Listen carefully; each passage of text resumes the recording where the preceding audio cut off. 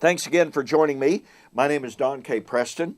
I am the president of Preterist Research Institute of Ardmore, Oklahoma, and this is what I call my morning musings. We are in a study, and I'm sharing thoughts with you about the eschatology of the parables of Jesus. We have examined the context, the reason why Jesus told his parables. On the one hand, to hide the kingdom message from the unbelievers who basically already had their mind made up about things. They didn't care about anything else. Jesus told the parables to harden their already hardened hearts. Secondly, nonetheless, it was to reveal the kingdom to those whose hearts were open to what he had to say. Okay, we come now to the second parable of Jesus. This is, to me, a paradigmatic parable. It is the parable, as it is called, the wheat and the tares. A man went out, he sowed his seed. They grew up together, but the enemy came and planted tares, threw the seed of tares among them. They began to grow. The servants realized the tares were present, came to the master and said, "Master, the enemy has planted tares. Do you want us to go and do the separation?" And the master says, "No, let them grow together until the time of the harvest. At the time of the harvest, he will send forth his reapers, and they shall gather those tares out first, and then gather the wheat into the barn." Well, Jesus tells the parable.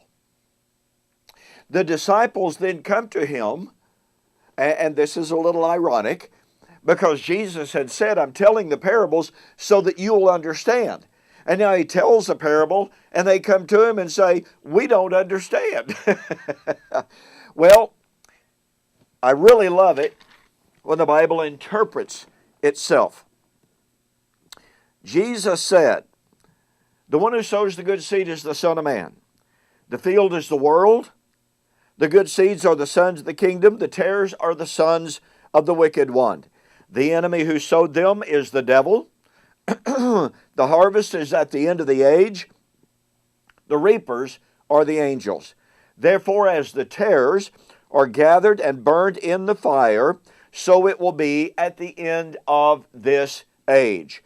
The Son of Man will send out his angels. They will gather out of his kingdom all things that offend, those who practice lawlessness, and will cast them into the furnace of fire. There will be wailing and gnashing of teeth.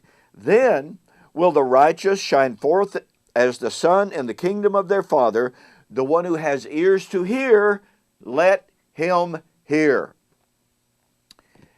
As I mentioned, I believe this is paradigmatic. It lays the groundwork for our later understanding of the doctrine of the harvest and the resurrection and the end of the age.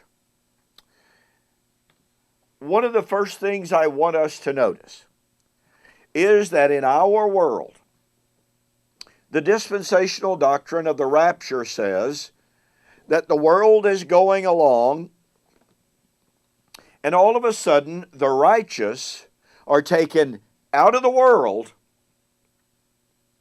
leaving the wicked behind.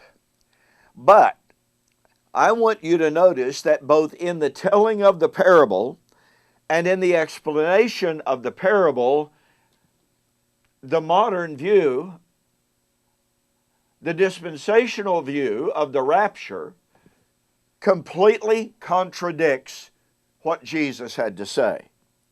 Notice in Matthew 13, verse 30, as he tells the parable, he says, "First, gather together the tares, bind them in bundles to burn them, gather the wheat into my barn." Notice then, verse 41, or 40, "Therefore as tares are gathered and burned in the fire, so it will be at the end of this age. The Son of Man will send out his angels, They will gather out of his kingdom all things that offend those who practice lawlessness, cast them into the furnace of fire. There will be wailing and gnashing of teeth. Then the righteous will shine. Do you catch the power of that?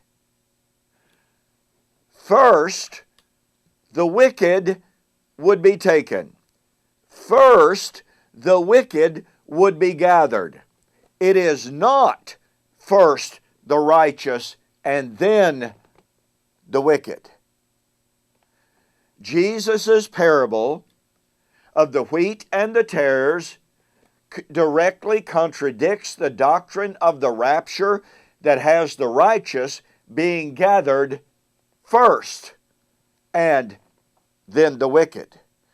Jesus said, first gather the wicked, cast them into the fire, then gather the righteous. There is no room, there is no place for a rapture doctrine that has the gathering of the elect and of the righteous first. You see what I mean when I say the parables are so incredibly important? Hey, look, don't forget, I'm making a very special offer. My 32-lesson series on the parables of Jesus and the 2006 Preterist Pilgrim Weekend on the eschatology of the parables. This is fantastic material.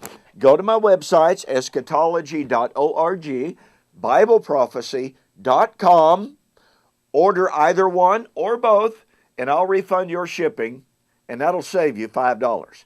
We've got so much more on the parables of Jesus, and we'll see you on the flip side.